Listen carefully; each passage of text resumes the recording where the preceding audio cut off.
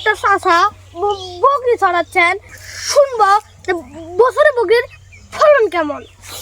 रुको जरा सबर करो बोला। আসসালামু আলাইকুম। এখানে না আসলে নয়, আমি এখন আছি খন্না ইউনিয়নের দারিদ্র এলাকায়।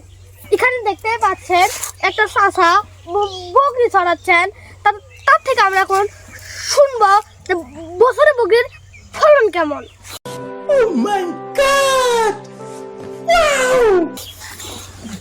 আচ্ছা, বছরে আপনার বকরির ফলন কেমন?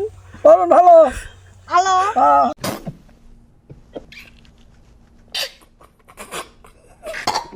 কটা করে বাচ্চা দেয়? 2টা করে।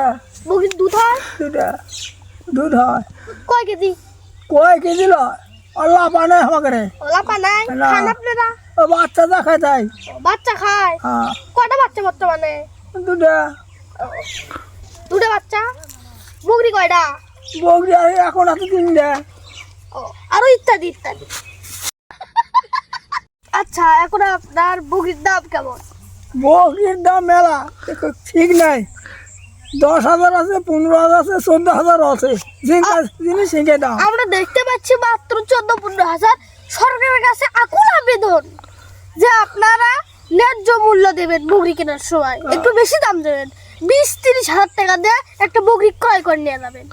আপনারা এই বকরির ন্যায্য মূল্য দেবেন, এতে করে আরো অনেক মানুষ বকরি পালায় উৎসাহ পাবে। এতে করে বকরির ফলন আরো বৃদ্ধি পাবে এবং